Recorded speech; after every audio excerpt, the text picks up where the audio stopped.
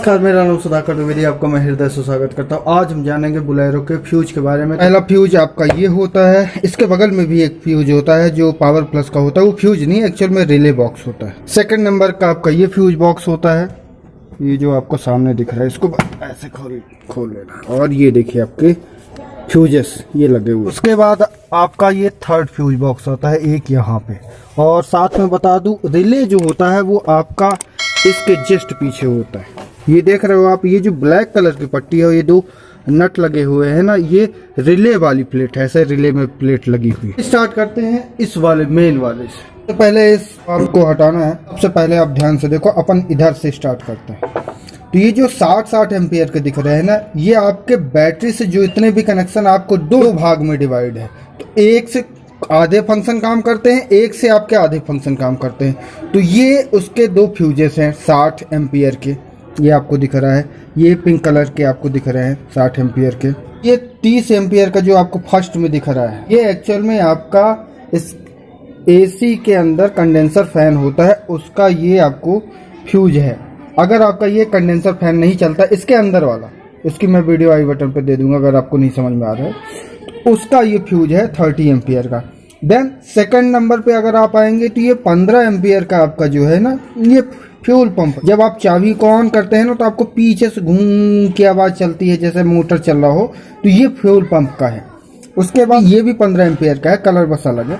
High beam का है, उसके जस्ट पीछे लो बीम का। हाई बीम लो बीम आप समझ गए होंगे कि ये जो हेडलाइट है इसके लिए दिए गए हैं। लास्ट में जो है ये आपका 30 एम्पियर का, ये एक्चुअल में 15 एम्पियर का होता है। चूंकि मेरे में फॉग लैंप नहीं है, तो इसमें स्पेयर पार्ट के रूप में मैंने 30 एम्पियर एक्स्ट्रा रख लिया। ये 30 एम्पियर का आपका ECU का है। ECU के बहुत सारे फ्यूजेस हैं, ध्यान दीजिएगा, बहुत सारे फ्यूजेस। ECU का ये भी 30 एम्पियर का है। इन फ्यूजेस से ये वाले फ्यूज काफी महंगे आते हैं। तो ये आपको दिख रहा है, ये ECU का फ्यूज है। देन साथ में अगर आपका ये देखें तो ये अल्टरनेटर का, या जो बैटरी चार्ज करता है आपका, उसका फ्यूज है। आप इनके ऊपर जो एम्पियर देखेंगे ना, समझ जाइए कि वही एम्पियर है। शायद मैं बोलने में कुछ दूसरा बोल जाऊं, पर आप इनको पॉइंट को देखिए कितना लिखा है, उससे आप समझ जाएंगे। उसके बाद आपका ये जो दो आपको रिले दिख रहे हैं, एक ये रिले दिख रही है आपको, ये रिले दिख रही। तो ये जो है रिले, ये आपकी लो बीम की है, ये हाई बीम की है। अगर आपके लो बीम या हाई बीम के लाइट नहीं जलते हैं, तो सबसे पहले आपको इन दोनों को चेक करना है। अगर ये दोनों सही हैं, देन आपको चेक करना है रिले को, शायद आपकी रिले से प्रॉब्लम हो। उसके बाद अगर आपके पास पावर प्लस है, तो उसके यहाँ पे आपको एक छोटा सा, ये समझ लीजिए जैसे ये बॉक्स है ना, इसका मान लीजिए हाफ कट होगा, उसमें आपको जनरली मिलेंगे रिलेस। तो बॉक्स को खोलेंगे तो सबसे पहले आपका GNS रिले मिलेगा। उसके बाद चूंकि उसमें इलेक्ट्रॉनिक फैन है, तो कूलिंग हाई वाला रिले मिलेगा। देन उसके पीछे कूलिंग लो वाला रिले मिलेगा। फिर उसके बाद स्टार्टर रिले मिलेगा। देन आपको ग्लो प्लग का रिले मिलेगा। आपको इन फ्यूजेस को लगाने के बाद एक तो हल्का नहीं करना है, सबसे बड़ी बात, मतलब ऐसे लगा दिया हल्का सा, ऐसे नहीं, प्रॉपर फिटिंग करनी है। या फिर इतना भी नहीं करनी है कि अंदर ही घुस जाए, ऐसा नहीं करना है। दूसरी बात, जितने एम्पियर का आपका फ्यूज लिखा हुआ है उतने ही एम्पियर का लगाना है, उससे ज़्यादा या उससे कम नहीं लगाना है। उसका कारण जान लीजिए, अगर आपने ज़्यादा का लगा दिया तो कहीं पे शॉर्ट सर्किट होता है, तो वो आपका कंपोनेंट जल सकता है, या उसके कारण दूसरी चीज़ें जल सकती है। अगर आपने हल्का लगा दिया तो उसके साथ सबसे बड़ी समस्या ये होती है, उससे ज़्यादा करंट ले रहा है तो बार बार आपका फ्यूज जल जाएगा, ब्लो हो जाएगा। तो इसका ध्यान रखिएगा, जितने एम्पियर की ज़रूरत हो, भले आप उसमें अलग से कुछ लगा रहे हो, कोशिश यही करें कि उतने ही एम्पियर का आपके फ्यूजेस हों। अगर वो नहीं चल पा रहा है तो ना इंस्टॉल करें। जैसे मेरी गाड़ी में कुछ एक्सटर्नल एसेसरीज लगी हैं, पर मैंने फ्यूजेस नहीं बदले, मैंने फ्यूज वही रखे हैं कि अगर उससे ज़्यादा होगा तो मैं भले एसेसरीज को कम कर दूं, पर फ्यूजेस को मैं नहीं बदल रहा हूं, क्योंकि वायरिंग में कोई भी डिफेक्ट नहीं आना चाहिए। आते हैं अपने सेकंड वाले फ्यूज पे। तो आपको दिखाने के लिए मैं प्लास्टिक का यूज कर रहा हूँ। ये ब्रश है एक्चुअल में, ये इसका क्यों, इन चीज़ों, ये बहुत सेंसिटिव होते हैं, इन जगह पे आपको लोहे वोहे की ज़रूरत नहीं होनी चाहिए। सबसे पहले ये जो 10 एम्पियर का आपको ये दिख रहा है, इसे कहते हैं आपका ऑडियो सिस्टम का कंट्रोल। अगर आप इसे निकाल लेंगे तो आपका ऑडियो नहीं चलेगा। ये जो सबसे ऊपर आपको 10 एम्पियर का दिख रहा है, ये आपका AC कंप्रेसर का है। सबसे ये 15 एम्पियर का हीटर का है। देन उसके बाद अगर आप बात करेंगे तो ये रिवर्स लैम्प का है 10 एम्पियर का। उसके बाद आप अगर बात करेंगे फिर से नीचे आएंगे तो ये 10 नंबर का जो वाइपर वॉशर फ्लूइड होता है, मोटर होता है, उसकी रिले है, सॉरी फ्यूज है। ये अगर आपके में जेडलेक्स है ना तो आपको यहाँ नीचे पे भी एक मिलेगा, वो अपन के रियर वाले वॉशर फ्लूइड का रहेगा आपका फ्यूज। उसके बाद फिर नीचे आ जाते हैं तो जो आपको ये 30 एम्पियर का दिख रहा है, जो मेन स्विच होती है आपकी, जो यहाँ वाली जो आप यूज करते हो ना, इसकी है ये आपका फ्यूज। ये काफ़ी बड़ा होता है फ्यूज, ये जो आपको दिख रहा है 15 एम्पियर का, जो ये आपको ये ऊपर सबसे ऊपर वाला दिख रहा है, ये आपका फ्लैशर का है। फ्लैशर कंट्रोल मतलब जैसे आप जो टर्न आप जलाते हैं उसके लिए है, और उसका डिवाइस आपको यहाँ पे ऊपर साइड पे दिखेगा, यहाँ पे इसके जस्ट बगल में यहाँ पे आपको दिखेगा। ये 5 एम्पियर का आपका इमोबिलाइजर का है। उसके बाद देन ये 10 एम्पियर का आपको फिर से ऑडियो क्लस्टर का ही दिया जाता है, ऑडियो क्लस्टर का। उसके बाद अगर आप नीचे आएंगे तो फिर आपको ये का पार्किंग लैंप होता है, जो आप सबसे पहली स्टेट लाइट की जलाते हो, जो छोटी वाली लाइट जलती है ना, उनके लिए ये फ्यूज जिम्मेदार होता है। फिर सबसे नीचे, उसके नीचे आएंगे 15 एम्पियर का। अगर आपका हॉर्न काम नहीं कर रहा है तो शायद इस फ्यूज के कारण नहीं काम कर रहा है। और सबसे नीचे लास्ट में आप 10 एम्पियर का देखेंगे तो ये आपका रूफ लैंप का या रीडिंग लैंप का, इसका जो आप ध्यान से देखेंगे इसको, ये आपका 20 एम्पियर का एक्चुअल में ये आपका होता है उसका, ये सीडीएल है। सीडीएल मतलब सेंटर डोर लॉक। अगर आपका लॉक काम नहीं कर रहा है तो ये इसी के लिए लगा हुआ है। देन उसके नीचे अगर आप ये 30 एम्पियर का देख रहे हैं तो ये 30 एम्पियर का आपका यूज होता है ब्लोवर के लिए, ये ब्लोवर के लिए है। उसके बाद अगर आप इधर आएंगे तो ये 15 एम्पियर का जो आपको जितने भी क्लस्टर दिखते हैं ये लाइट के, मतलब आपका ये जो डिजिटल मीटर दिखता है इसका ये फ्यूज है। देन ये सबसे नीचे 15 एम्पियर का आपको दिख रहा है, ये ECU का पावर पिन का इमोबिलाइजर का फ्यूज है। अगर आपको पहचानना हो कि आपका जो फ्यूज है वो सही ढंग से काम कर रहा है कि नहीं कर रहा है तो निकालोगे, तो आप अगर इस वाले फ्यूज को आप ध्यान से देखो, ये देखो आपको कुछ अलग सा दिख रहा है। यहाँ पे दो जो चीज़ें हैं ना, ये जॉइंट नहीं है। वहीं पे अगर आप इस चीज़ को देखो तो आप ध्यान से देख सकते हो कि ये बिल्कुल एक जो सर्कल बना रहा है वो पूरा सर्कल है। ये देखिए पूरा सर्कल है, जबकि इसमें ये सर्कल यहाँ से गायब है।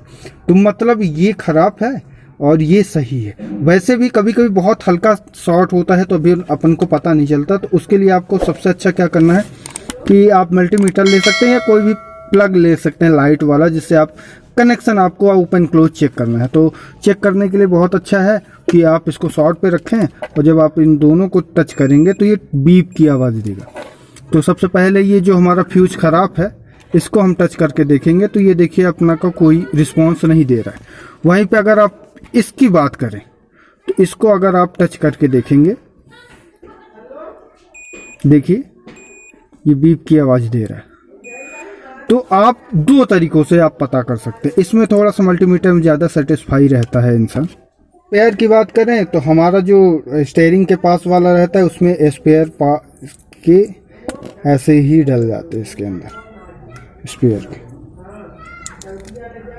और फिर आप इसको जब ज़रूरत पड़े तो आप यूज कर सकते हैं।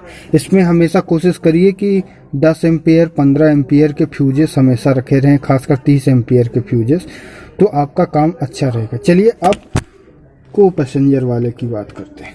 सबसे लास्ट में आपका ये वाला फ्यूज आता है, तो आपको ऐसे ही पुश करना है और ये आपका निकल आएगा। ये आपको फ्यूज दिख रहे हैं, सीधी सी बात। तो ध्यान से देखिए, जो सबसे नीचे वाला है वो आपकी ECU सप्लाई वाला है।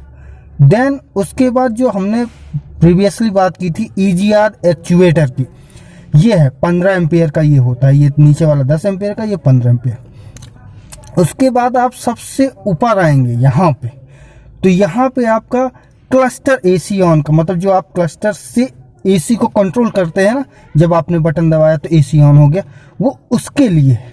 इसमें 2-3 AC के फ्यूज होते हैं, इसके लिए है। और सबसे लास्ट में आपका जो ये है, ये ब्रेक मेन स्विच, ब्रेक से जो लाइट जलती है, और साथ में आप ब्रेक, मैं आपको फ्यूचर में भी बताऊंगा कि क्या होता है ब्रेक से।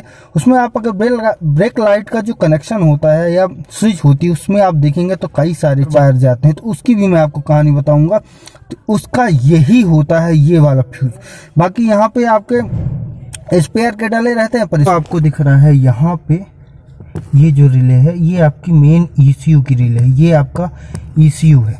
अगर आप ध्यान से देखें, और इसमें देखिए ये डल्फी की बैचिंग लगी है, मतलब ECM या ECU जो बोलते हैं वो डल्फी का है, ये इसकी रिले है।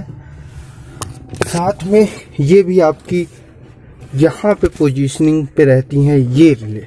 ये आपकी कौन सी रिले हैं तो वो मैं आपको बता दूं। ये जो आपको सबसे बड़ा दिख रहा है ये आपके वाइपर की रिले है, आपको यहाँ पे निशान भी लग रहा है। और साथ में ये आपका हीटर का रिले है, और उसके जस्ट पीछे आप देखेंगे यहाँ पे तो ये AC ब्लोवर का रिले है, मतलब ये जो ब्लोवर दिख रहा है ये आपका AC ब्लोवर का रिले है। ये भी आपका 30 एम्पियर का होता है।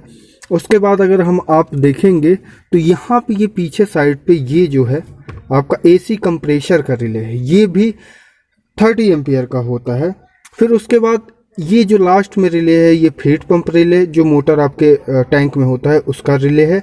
उसके बाद जब इसकी बात आते हैं तो ये थर्मोस्टेट रिले है, ये भी 30 एम्पियर के होते हैं। साथ में अगर आपकी बात करें तो यहाँ पे आपका ये जो आपका रिले है वो कंडेंसर फैन रिले है, तो ये भी आपका 40 एम्पियर का होता है। और अगर आपकी गाड़ी पावर प्लस है तो उसमें एक और रिले होगा, वो क्लच का रिले है। जब आप क्लच दबाते हैं और फिर गाड़ी स्टार्ट होती है वो उसका उसमें रिले फीड होता है। इन रिले की सबसे अच्छी खास बात है कि इनके पीछे आप अगर ध्यान से देखेंगे तो इनमें चिट लगी है। वो चिट आपको बताएगी कि आपकी रिले किस मोटर की या किस फंक्शन के लिए यूज की जा रही है।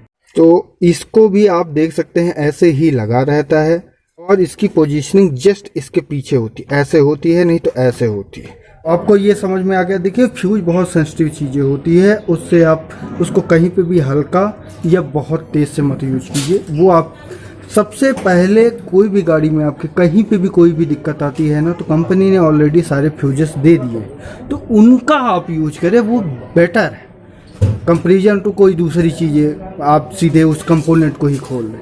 तो फ्यूज देन आपको रिले के पास जाना है, फिर आपको कुछ कंक्लूजन निकालना है कि आपको क्या करना है, कि आपका कंपोनेंट खराब है, कि आपकी रिले खराब है, कि आपका फ्यूज खराब है। छोटी छोटी चीज़ें बहुत ही महत्वपूर्ण होती है। मैं ऐसे ही बोलेरो और व्हीकल से रिलेटेड नॉलेज आपके लिए लाता रहता हूँ। तो अगर आपको ये वीडियो अच्छा लगा हो तो प्लीज़ लाइक सब्सक्राइब जरूर करें, और आपका ये वीडियो देखने का बहुत बहुत धन्यवाद। नमस्कार।